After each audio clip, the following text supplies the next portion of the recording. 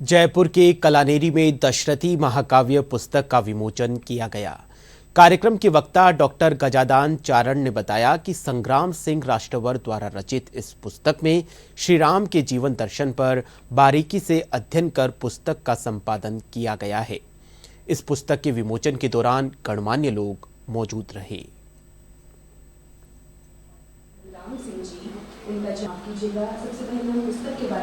ऐसा राम विषयक कोई ग्रंथ लिखा नहीं गया। इतना वृहद ग्रंथ है जिसको प्रकाशित हुआ तो 1320 पृष्ठों में ये ग्रंथ है। 12 सर्ग है, 12 कांड में इस ग्रंथ को कवि ने संपूर्ण किया है।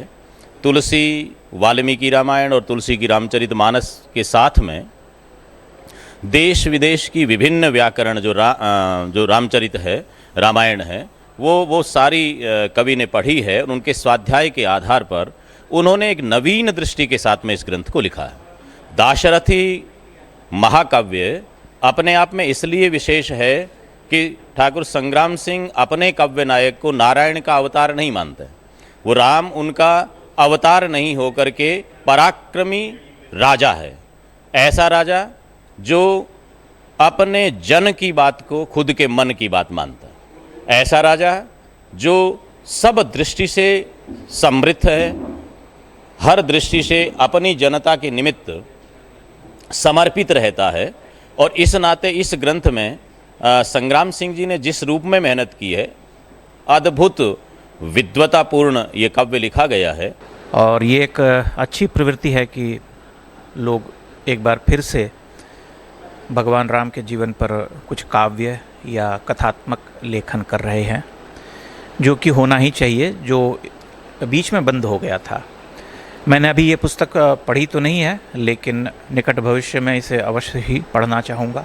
ये मेरे नाना श्री का लिखा हुआ महाकाव्य था, जो पांडुलिपियाँ कई वर्षों से इंतजार कर रही थी प्रकाशन के लिए। तो लगभग 10 वर्ष के प्रयासों के बाद में इसका प्रकाशन हुआ और रामचरितमानस से लगभग 3 गुना बड़ा ये ग्रंथ है। और नाना श्री केकड़ी के पास में एक छोटे से गांव में विराजते थे और एक संत सा जीवन, पूरा जीवन उन्होंने उस तरह से जिया और सहजता से, सरलता से जीवन जीते हुए इतना बड़ा महाकाव्य आपने रचा। और हमारे लिए एक बहुत बड़ी महत्वपूर्ण बात यह है कि इसका जो विमोचन कार्यक्रम है, ये जयपुर की प्रसिद्ध संस्था, ये लोकार्पण हो रहा है, ये हमारे लिए बहुत संतोष वाली बात है। इस पुस्तक में उन्होंने विशेष रूप से राम के व्यक्तित्व को एक पुरुषार्थी नायक के रूप में चित्रित किया है।